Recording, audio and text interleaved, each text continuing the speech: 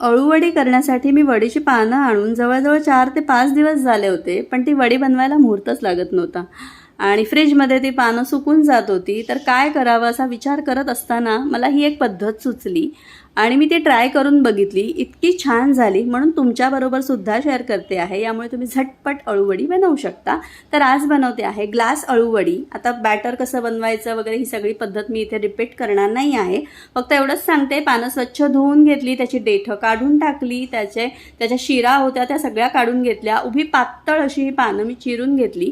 त्यानंतर त्यामध्ये आपण अळूवडीला जे काही बेसन आणि आलं लसूण पेस्ट झाली, तसंच चिंच गुळाचं पाणी, ते सगळे मसाले वगैरे घालून आपण जसं भजीचं पीठ भिजवतो ना, कांदा भजीचं, त्या पद्धतीने हे पीठ भिजवून घेतलं. इथे कन्सिस्टन्सी तुम्ही बघू शकता.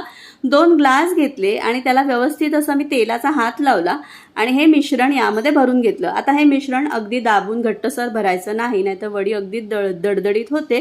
ती छान अशी हलकी फुलकी होण्यासाठी हलक्या हाताने भरायचं. फक्त मध्ये गॅप ठेवायचा नाही, नाहीतर आपला रोल व्यवस्थित होणार नाही. अशा प्रकारे 2 ग्लास माझे इथे हे तयार झाले आहेत बॅटर भरून.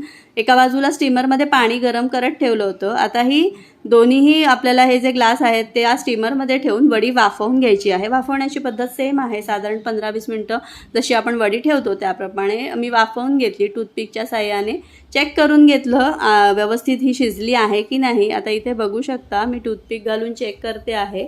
टूथपिक कोरडी निघाली म्हणजे आपली वडी शिजली आहे.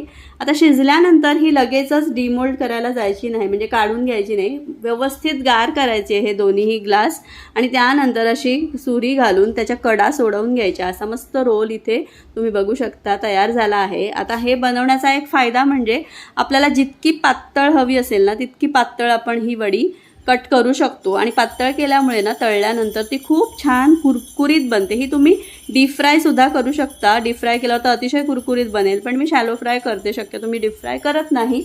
आणि मस्त अशा या वड्या पाडून घेतल्यानंतर मी तळून घेतल्या. चवीमध्ये अजिबात फरक जाणवत नाही, पण इतकी झटपट बनते ना. अशा पद्धतीने जर तुम्ही ही वडी केलीत ना, तुम्ही वरचेवर अळूवड्या, आता श्रावण येतोच आहे त्यामुळे आपण अळूवड्या वगैरे बनवतो, तर या पद्धतीने अगदी झटपट बनतात. त्यामुळे नक्की सांगेन ही अशी पद्धत करून बघा. तुम्हाला कशी वाटली मला नक्की सांगा आणि जर आवडली तर चॅनलला लाईक करा, शेअर करा, सबस्क्राईब करा. यापूर्वीसुद्धा मी अळूवडीच्या बऱ्याच पद्धती दाखवल्या आहेत. डाळ वाटून अळूवडी कशी करायची किंवा पानं कट करून वड्या कशा करायच्या. अळूवडीची आपण जशा कोथिंबीर वड्या करतो तीही पद्धत दाखवली आहे, तर त्यासुद्धा बघून घ्या.